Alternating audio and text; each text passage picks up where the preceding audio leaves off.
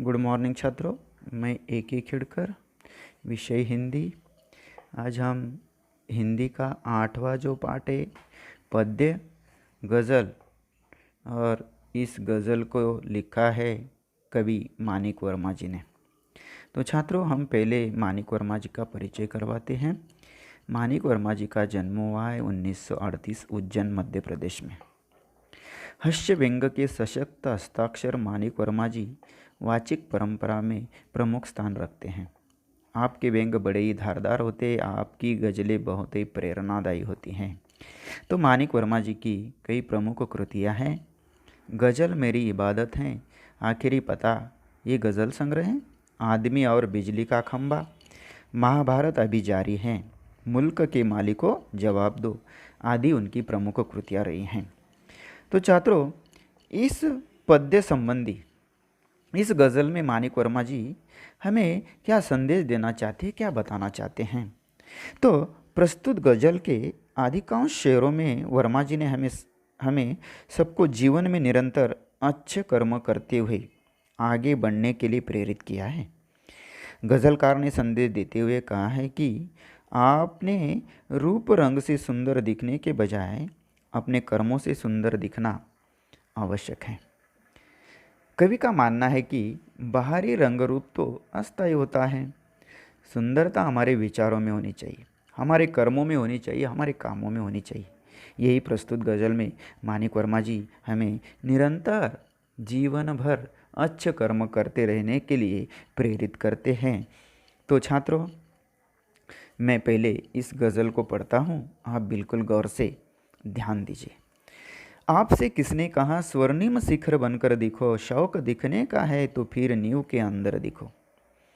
दूसरा शेर, चल पड़ी तो गर्द बनकर आसमानों पर लिखो, और अगर बैठो कहीं तो मील का पत्थर दिखो। सिर्फ देखने के लिए दिखना कोई दिखना नहीं, आदमी हो तुम अगर तो आदमी बनकर दिखो। जिंदगी की शक्ल जिसमें टूटकर बिखरे नहीं, पत्थरों के शहरों में वो आईना बनकर दिखो। आगे का शेर, आपको महसूस होगी तब हर एक दिल की जलन, जब किसी धागे सा जलकर मोम के भीतर दिखो।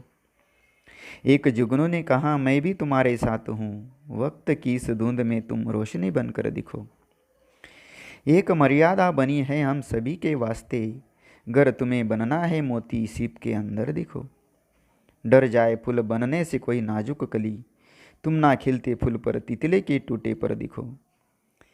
कोई ऐसी शक्ल तो मुझको दिखे इस भीड़ में, मैं जिसे देखूं उसी में तुम मुझे अक्सर दिखो।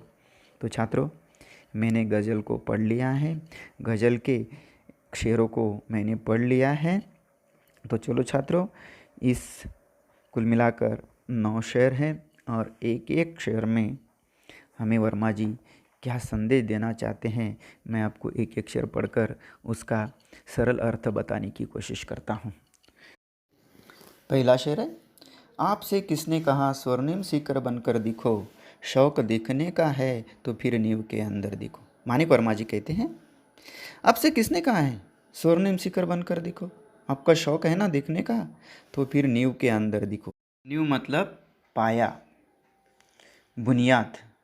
तो कवि कहते हैं, किसी भी अट्टालिसा के चमचमाते शिखरों को सभी देखते हैं, उनकी शान की प्रशंसा भी करते हैं।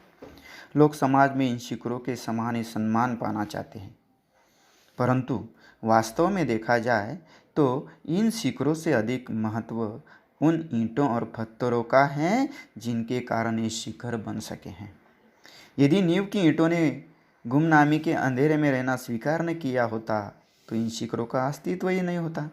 तो इसलिए कवि कहते हैं कि किसने कहा आपको स्वर्णिम शिखर बनकर दिखो, और शौक देखने का है तो नींव के अंदर भी अपना कर्तव्य हम कर सकते हैं। यदि समाज के लिए कुछ करना चाहते हैं तो प्रशंसा और वाह का लोभ त्याग कर नींव की ईंटों के समान कुछ अच्छा और सुदृढ़ काम करे, कर्म करे। यही पहले शेर में कवि मानिक वर्मा जी ने कहा है।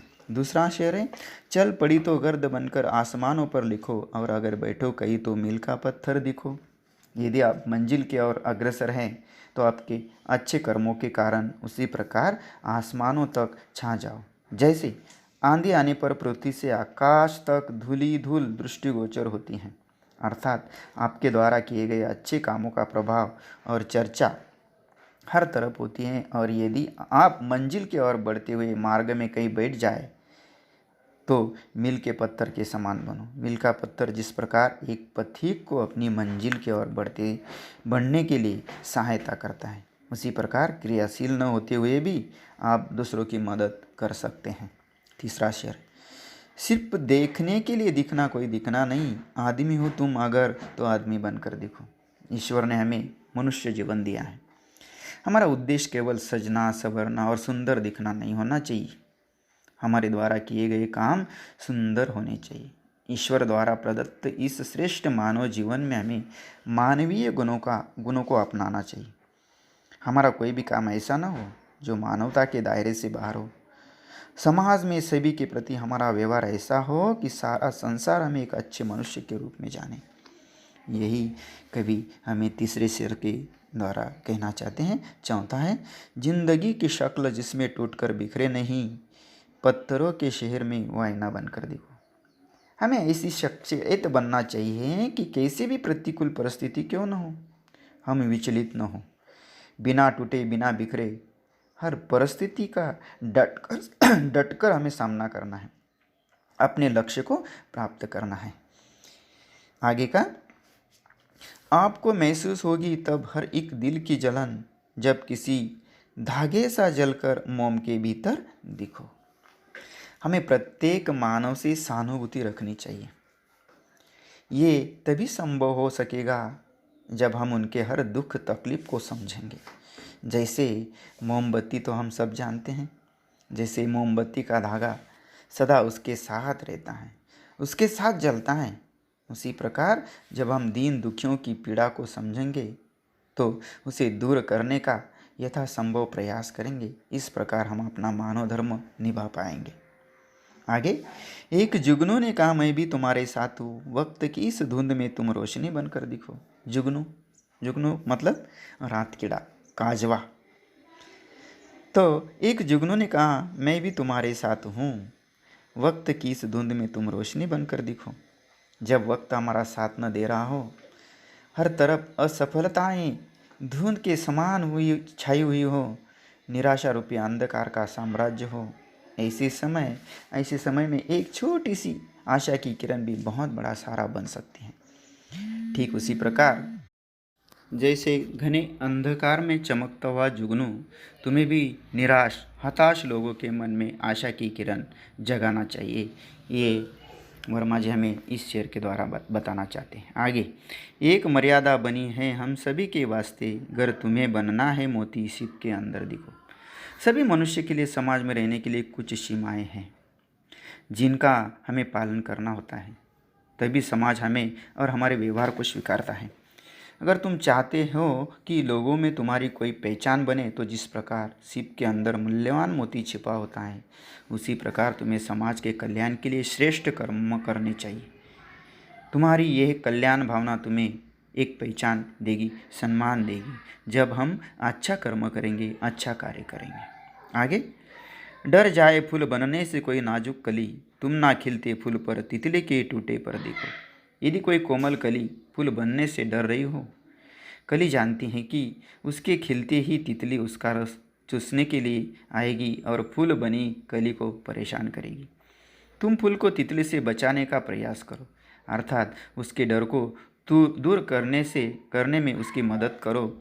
ये कवि इस शेर के द्वारा आपको बताना चाहते हैं। आगे लास्ट, कोई ऐसी शक्ल तो मुझको दिखे इस भीड़ में, मैं जिसे देखूं उसी में तुम मुझे अक्सर दिखो। कवि कहते, ये संसार मनुष्यों का एक सागर है। भीड़ में जाने अनजाने अनगणित चेहरे हर तरफ दिखाई देते हैं। तो कवि कहते हैं, हे ईश्वर, मैं चाहता हूँ कि मैं जिसे भी देखूँ मुझे उसी में तुम नजर आओ। तुम तो सर्वव्यापक हो, चाहे मुझे कोई भी बुरा या झूठा न दिखाई दे, जिसे भी मैं देखूँ बस उसे में आप ही नजर आए। हे ईश्वर, आप सर्वव्यापक हो, यही मानिक वर्मा जी इस गज़ल के शेरों के द्वारा आपको बहुत बड़ा मौलिक संदेश देना चाहते हैं। तो ठीक है छात्रों, आप बिल्कुल आपने अच्छी तरह इस पाठ को समझ लिया है। उसके शब्दार्थ मैंने दिए हैं, वो भी आपको लिखने हैं और उसके ऊपर पन्ना नंबर 34 पर जो स्वाध्याय के लिए कुछ कृतियाँ दी हैं उसे आपको छुड़वाना है। ठीक है, नमस्ते।